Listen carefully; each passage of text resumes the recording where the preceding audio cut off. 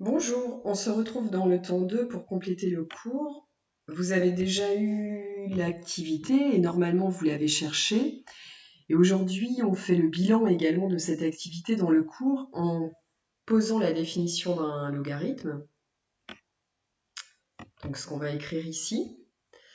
En essayant de s'en servir pour résoudre des équations qui nous avaient posé problème quand on était dans le chapitre exponentiel, justement parce qu'on n'avait pas la fonction logarithme népérien.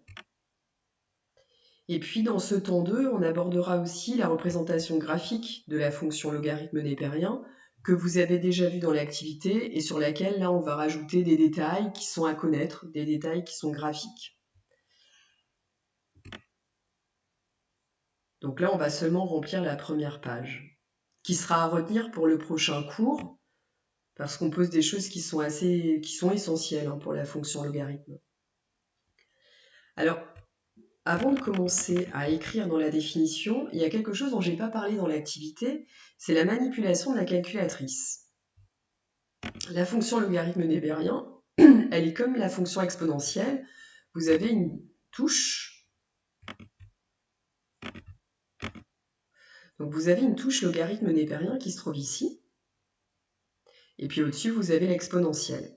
Ce sont des fonctions qu'on va dire réciproques. C'est aussi pour ça qu'elles sont liées sur la calculatrice.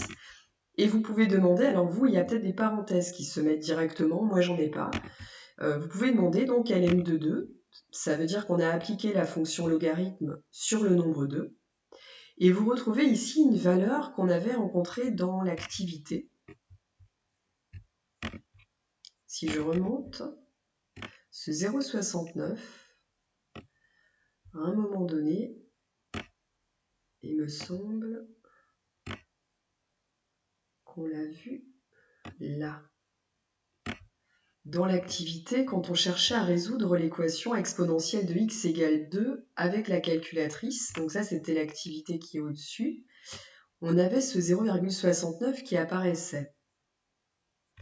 Si on demande ln de 3, 1,09, et ça aussi, on l'avait, 1,1. Et puis vous pouvez demander ln de 5. Si j'avais été en classe là avec vous, je vous aurais demandé ln de 100 000. Et je vous aurais demandé aussi ln de 1 million. Donc logarithme népérien de 100 000, logarithme népérien de 1 million. Est-ce que vous pouvez regarder sur une calculatrice ce que ça donne en valeur approchée ?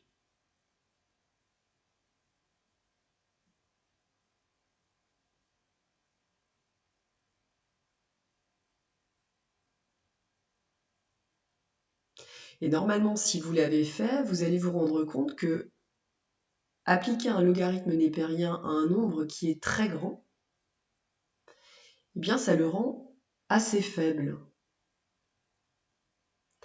On dira que la croissance de la fonction logarithme népérien que l'on va poser, là, c'est une croissance plutôt lente. A contrario, justement, de sa réciproque, qui est la fonction exponentielle, qui, elle, va croître très rapidement. Pour la fonction logarithme népérien, on va avoir une croissance lente. Donc si vous tapez logarithme népérien de 1 milliard, 10 milliards, vous allez voir que ça renvoie des valeurs qui sont faibles. Quand on manipule cette touche-là, on peut aussi se demander, alors est-ce qu'on peut appliquer le logarithme népérien à n'importe quel nombre ? Est-ce que ln de moins 2, est-ce que ln de 1,5, c'est-à-dire appliqué à des nombres décimaux, appliqué à des nombres négatifs ? Alors vous pourriez déjà en avoir une idée parce que l'activité a été faite, mais de là à faire le lien entre activité et puis cette notion d'application de fonction, c'est pas toujours évident. Donc on peut demander la valeur de ln de moins 2. Et là, j'ai une erreur qui existe puisqu'on me dit que ce n'est pas un nombre réel. Alors c'est normal, ce n'est pas un nombre réel. Ce sera un nombre qu'on va appeler un nombre complexe. Alors si votre calculatrice vous renvoie à quelque chose là-dessus, il va falloir me le signaler parce que ça veut dire qu'elle est programmée d'une certaine façon et qu'il va falloir changer cela. Donc soit vous me le signalez par message, soit par mail, et puis je verrai comment vous aider.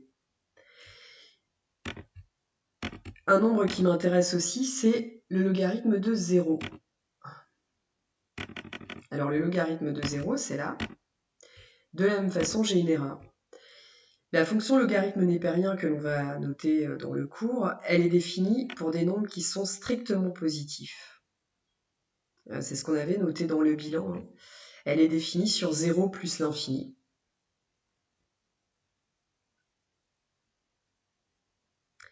Et on me dit qu'elle a des images dans l'intervalle moins l'infini plus l'infini. Ça voudrait dire qu'elle a peut-être des images qui sont négatives. Alors je me dis, elle a peut-être des images qui sont négatives. Là, je vois ln de 2 égale à 0,69. C'est positif.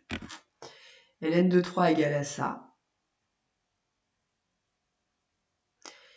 Et la question que je vous aurais posée en classe, c'est est-ce que vous pourriez tester des valeurs de x là, sur lesquelles on appliquerait le logarithme népérien et qui nous donnerait un résultat négatif. Parce qu'a priori, l'ensemble dérivés, il comporte des négatifs. Donc est-ce que ça existe des nombres comme ça ?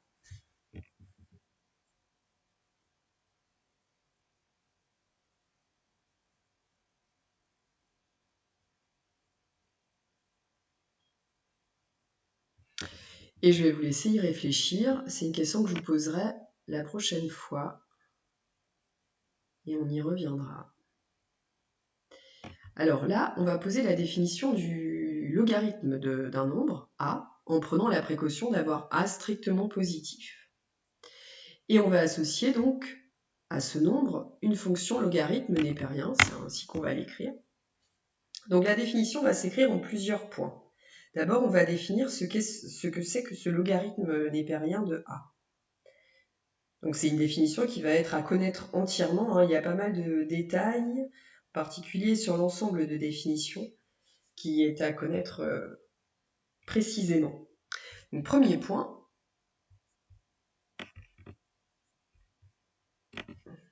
on appelle logarithme népérien du nombre réel a, donc du nombre réel ici a, strictement positif.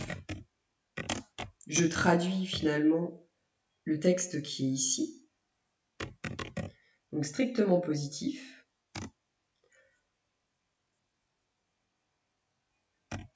L'unique solution de l'équation exponentielle de x égale a. On note cette solution ln de a, donc comme ce que vous avez écrit ici, qui se lit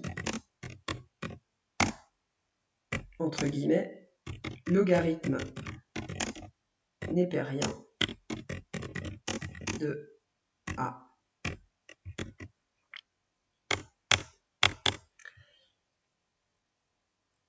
Alors, pour vous faire comprendre ça, ça voudrait dire, donc ça, vous ne le prenez pas en note. Imaginons qu'on ait une équation qui soit de ce type. Donc, soit l'équation exponentielle de x égale 2.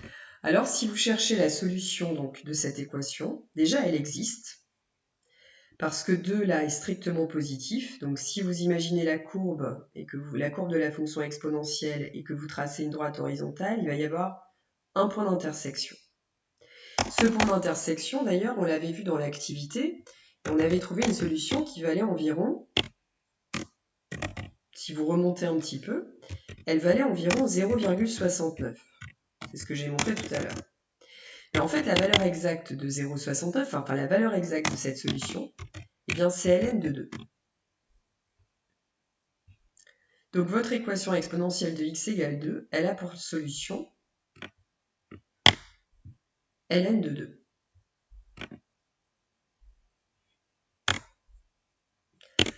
Cela veut dire, si jamais je vais un petit peu plus loin, que si vous prenez, c'est-à-dire si vous remplacez ce x là par ln de 2.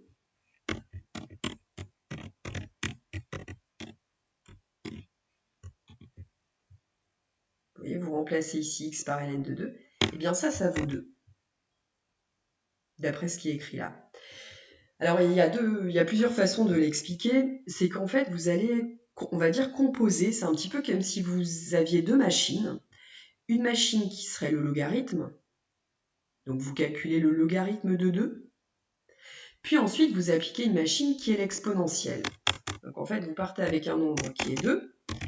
On applique le ln. Ça fait ln de 2. Et puis ensuite, on applique l'exponentielle. Et ça fait ce nombre-là, exponentielle de ln de 2. Mais ça revient en fait à appliquer des fonctions qu'on va poser, hein, qui font j'avance et je recule. C'est-à-dire qu'elles vont avoir des effets qui vont être réciproques. J'avance d'un pas, je recule d'un pas. Je tourne, je fais un cercle. Oui, bah, si j'avais mes doigts, ce serait plus facile. Visible. Je réfléchis.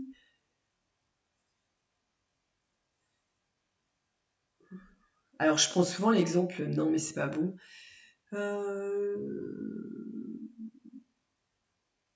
C'est en fait c'est une transformation, d'abord, une transformation d'un nombre, puis une transformation qui va ramener au nombre de départ. Alors, je réfléchis. Alors, c'est peut-être pas tout à fait juste, mais pour vulgariser,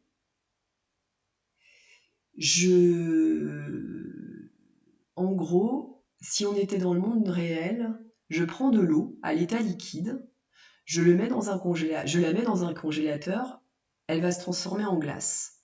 Donc ça va avoir une certaine action, c'est-à-dire le froid va transformer mon liquide en solide, sous l'effet de la température. Donc vous avez une première transformation là qui s'opère.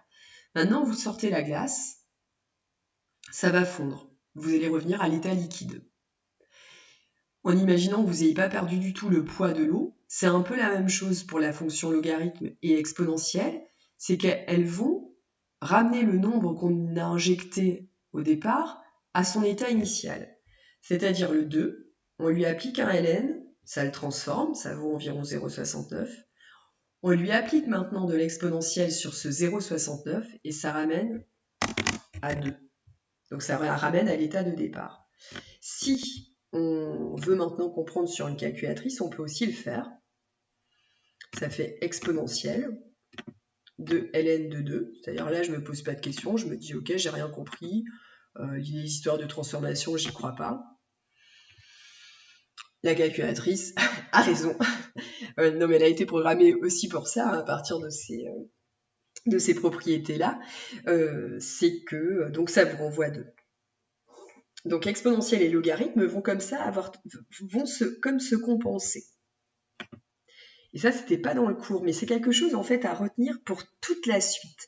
En particulier quand on va résoudre des équations avec de l'exponentielle, quand on va résoudre des inéquations. Vous allez voir apparaître des flèches qu'on met en classe là quand on résout équation et inéquation, mais on pourrait mettre exactement les mêmes flèches aussi ici quand on va résoudre équation et inéquation. Voilà. Si jamais je recommençais, par exemple, et que je change ici de nombre et que je mets 5, eh bien cette équation-là, elle a pour solution ln de 5. Et si j'injecte dans mon équation, enfin dans mon égalité, là, dans mon expression, ln de 5, ça me donne une égalité vraie.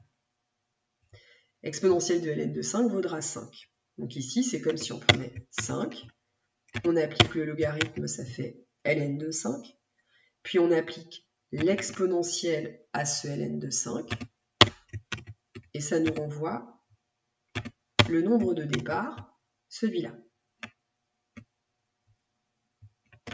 Et là, j'en ai terminé. En tout cas pour ce premier point. On n'a pas fini avec la définition parce que dans mes explications, j'ai commencé à parler de fonction. Donc à un moment donné, là, on va en parler de cette fonction qui généralise ce nombre. La fonction logarithme népérien et la fonction qui a tout réel. Alors ici, je vais partir avec des réels notés x. Ma variable sera x. Donc qui a tout réel x strictement positif. Ça c'est important, c'est l'ensemble de définitions. Associe un nombre réel noté ln de x.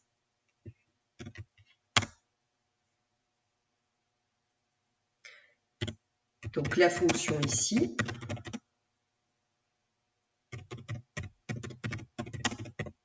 logarithme népérien, a pour ensemble de définition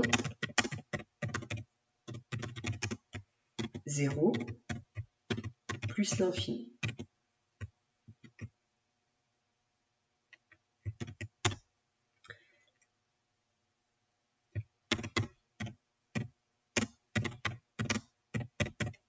Alors pour tout réel A,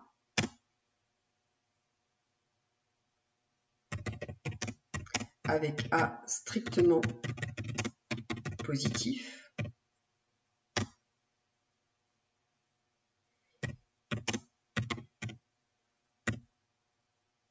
et tout nombre x réel,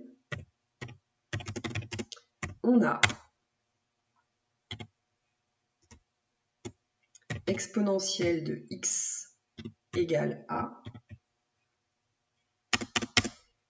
est équivalent à x égale...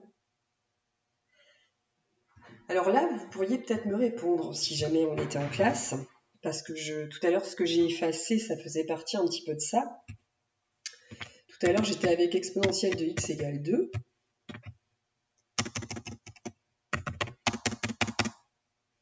J'ai fait aussi exponentielle de x égale 5. Et là, je voudrais bien avoir les valeurs qu'on a écrites tout à l'heure. C'était quoi?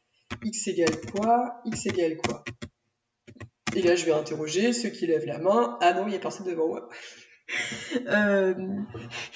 C'est très calme. C'est vraiment hyper calme. 22h50 en plus.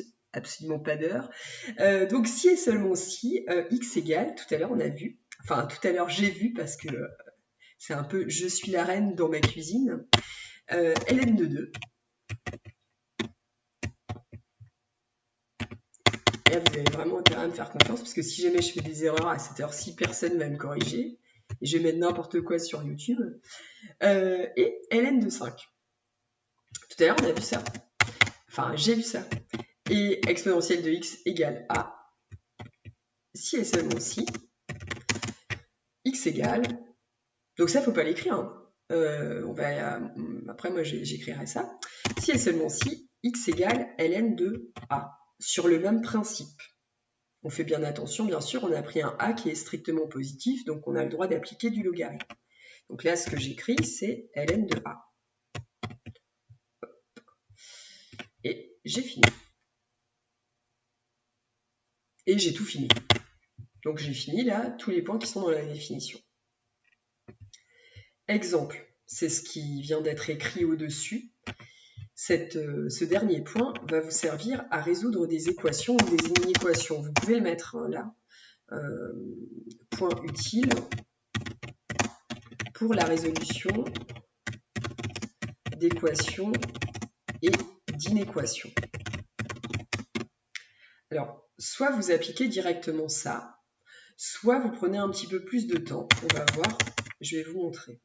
Donc, résoudre sur R cette équation. Alors, vous pouvez très bien dire, d'après le cours, on sait que cette équation admet une unique solution. Alors là, j'en fais un peu plus que ce que je vais vous demander finalement par écrit. Hein. Tout à l'heure, je vous le dirai. Donc, d'après le cours, on sait que cette équation admet une unique solution qui est x égale ln de 2. On peut mettre ou ne pas mettre des parenthèses.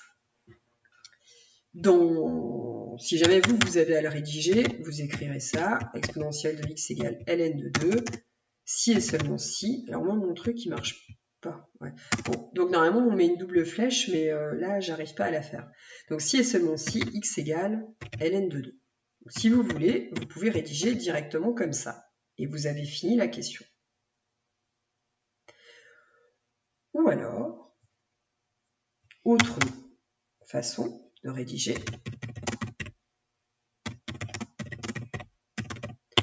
que moi finalement je préfère,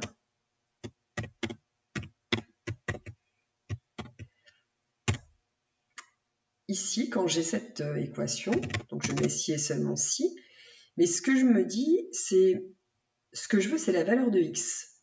Et là, cette valeur de x, finalement, elle est en exposant. Je voudrais en fait qu'elle soit sous cette forme-là, x égale quelque chose. Alors je vais aller compenser ma fonction exponentielle. C'est-à-dire que je vais non pas ajouter 2 des deux côtés, je ne vais pas multiplier par 3 des deux côtés, je ne vais pas diviser par 4 à gauche et à droite, non. Je vais appliquer une fonction. Donc dans ma tête, alors normalement ce que je fais là, c'est des flèches. Des flèches à gauche et à droite, et je marque,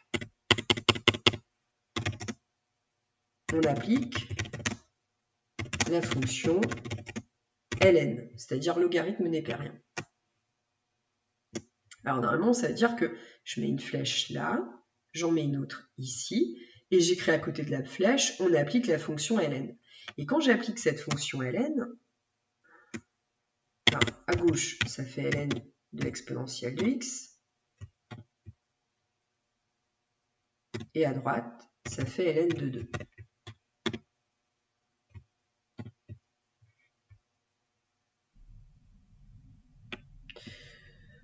J'avance un peu dans le cours, mais ce qu'on peut garder en tête, c'est que ce logarithme-là, appliqué sur de l'exponentielle, va avoir la même caractéristique que tout à l'heure, c'est-à-dire de l'exponentielle, ln, ce sera la même chose que ln exponentielle. Quand on compose les machines, c'est comme le glaçon au congélateur et le liquide.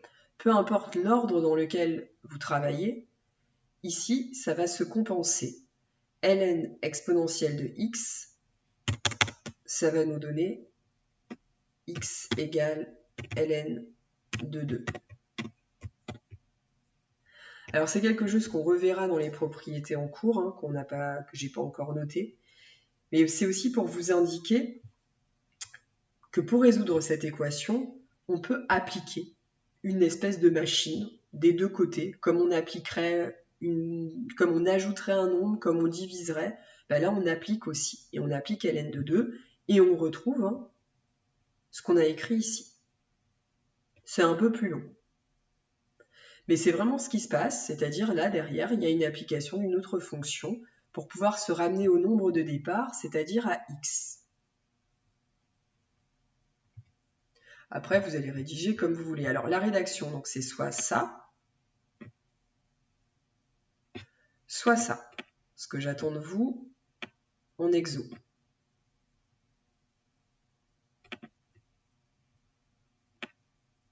Donc ça, j'efface. Ça aussi. Donc ça, c'était le premier point.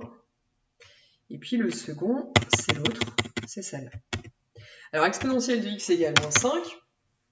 Si jamais j'ai envie de faire exactement pareil, et que tout va bien, hop, je dis ça, et je dis ça.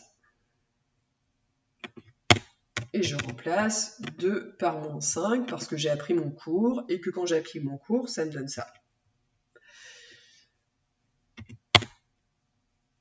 Et normalement, là, je vous aurais regardé et je vous aurais dit, donc là, tout le monde est d'accord, on continue. Et peut-être que 10 minutes après, j'aurais fait remarquer qu'il y avait un souci dans ce que j'avais écrit. Ou alors, vous m'auriez dit, oui, mais on peut pas... Mais là, je suis toute seule. Donc, je suis quand même obligée de corriger assez vite si jamais je fais des erreurs. On ne peut pas faire ça. D'après le cours, on sait que cette équation admet une unique solution. Si jamais j'écris ça, on a vu tout à l'heure que sur une calculatrice, ça passe pas, ça n'existe pas. Vous êtes ici face au cas où je rappelle qu'une exponentielle, c'est strictement positif. Une exponentielle ne peut pas être égale à moins 5. Vous êtes ici face à une équation qui n'a pas de solution.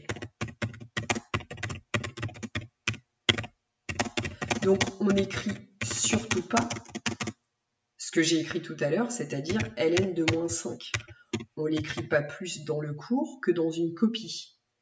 Et j'ai envie de dire, de toute façon, si vous avez un doute d'écriture, observez le résultat sur une calculatrice pour être sûr que ce nombre-là existe.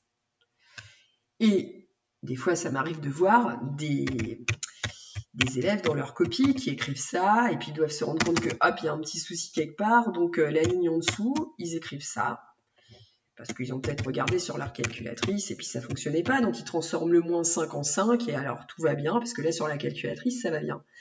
Sauf que le correcteur là-dedans, il n'est pas dupe de ce que vous avez fait. C'est-à-dire que vous êtes aperçu peut-être qu'il y avait un problème. Bah, s'il y a un problème, vous dites à un correcteur, donc problème. Il y a quelque chose qui ne va pas. Il y a quelque chose qui est faux, mais je ne vois pas où.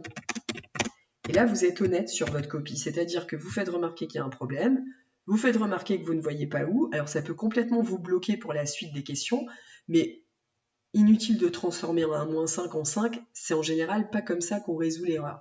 Elle est ailleurs la plupart du temps, dans un calcul précédent, donc c'est pas aussi simple. Et même si ça l'était, vous seriez pas honnête et votre pensée serait pas claire pour la suite. Donc même si en changeant le moins 5 en 5, ça a fonctionné et personne ne voit rien, vous, ça vous titillera sans doute. Donc, il vaut peut-être mieux pas le faire. Cette équation donc n'a pas de solution sur l'ensemble des réels. Et voilà pour cet exercice.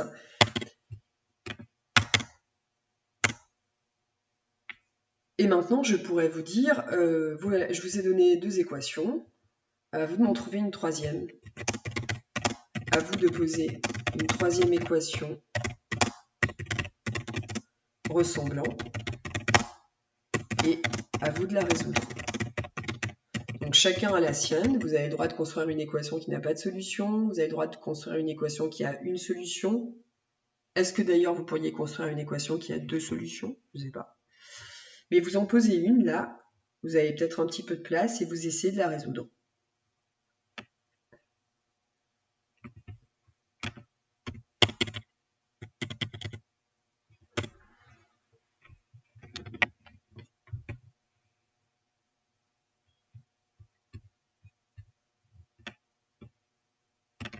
Donc dernière partie, pas grand-chose à écrire. Observez un dessin. Ici, sur cette courbe-là, qui est épaisse, c'est la courbe de la fonction exponentielle. Alors, j'ai pas de couleur et je vais pas forcément écrire sur mon dessin. Donc, épaisse, c'est la courbe de la fonction exponentielle. Donc ça, ce sera à noter sur votre dessin. Hop, courbe de la fonction exp. Et celle-là, là, la fine, c'est la courbe de la fonction ln. On dit que la fonction logarithme népérien est la fonction réciproque de la fonction exponentielle. Les courbes représentatives des fonctions ln, il manque un s, oui. Les courbes représentatives des fonctions ln et exponentielles sont symétriques par rapport à la droite d'équation y égale x. Vous voyez celle-là. C'est quelque chose, je vous avais demandé en activité de réfléchir à la forme qu'avaient les courbes, à une propriété géométrique que vous aviez vue au collège, une transformation géométrique, plus exactement. Donc cette transformation géométrique, c'est la symétrie axiale. Si vous pliez votre feuille de papier là, suivant la droite, suivant cette droite-là, bah, vos deux courbes, épaisses et fines, elles vont se superposer. En fait, si vous prenez un point à cet endroit-là, celui-là, il a une abscisse qui vaut 1 environ et une ordonnée qui vaut 2,7. Et bien, par symétrie, il va se retrouver là. Si vous pliez là, en fait, vous allez tracer une droite perpendiculaire là, à la y égale x. Il va se retrouver là et il va se retrouver en fait en abscisse 2,7 et en ordonnée 1. C'est-à-dire que ça aura interverti abscisse et ordonnée. Donc là, le 1 était sur l'axe des abscisses. Et là, le point qui va se retrouver donc en symétrie, il va avoir son 1 qui lui va se situer sur l'axe des ordonnées. Donc c'est ça la particularité ici, c'est que vous intervertissez y et x. Des choses que je voulais vous faire remarquer sur cette courbe-là de la fonction ln, c'est que déjà la courbe là, elle ne rencontre pas l'axe des ordonnées, même si on a l'impression là que ça rencontre, on dit que cette courbe-là, elle se rapproche de l'axe des ordonnées, mais sans toucher cet axe. Une autre chose que je voudrais faire remarquer, c'est qu'on a ce point-là, particulier, qui est sur la courbe de la fonction logarithme népérien. Ça correspond en fait, c'est le point qui a pour abscisse 1 et pour ordonnée 0. Donc 1, 0 est sur la courbe de la fonction ln. C'est le fait, ça traduit le fait que ln de 1 vaut 0. Donc c'est un point, ça, qui est important, et c'est une valeur qui est importante pour le logarithme, qui est à apprendre par cœur. ln de 1 vaut 0.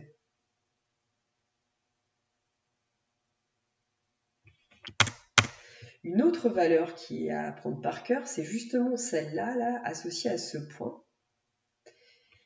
ln de e vaut 1. Alors, comment l'expliquer aussi? C'est ln de e, c'est la même chose que... En fait, e peut s'écrire e puissance 1. Et il se trouve que le logarithme népérien et l'exponentielle sont des fonctions réciproques. Ça veut dire que les effets vont se compenser. Que si vous avez injecté 1 dans la machine exponentielle, puis ensuite que vous avez appliqué le logarithme népérien à ce nombre, ça va vous renvoyer ce que vous aviez injecté au départ. Et même au-dessus, ça peut marcher comme ça, parce que derrière 1 se cache, et ça on l'a vu quand nous étions sur la fonction exponentielle, derrière 1 se cache exponentielle de 0. Et si on applique à 0 l'exponentielle, puis qu'ensuite on applique le logarithme, ça renvoie le nombre qu'on avait mis au départ, soit 0. Donc c'est une autre façon de le comprendre. Mais de toute façon, là, il faut aussi les apprendre. Donc cette valeur et celle-là, elles sont à apprendre par cœur. Et peut-être à noter quelque part là sur votre courbe. Et j'en ai fini pour cette partie, qui est donc à revoir pour la prochaine fois. Mais vous n'avez pas d'exercice qui porte là-dessus pour jeudi. Au revoir.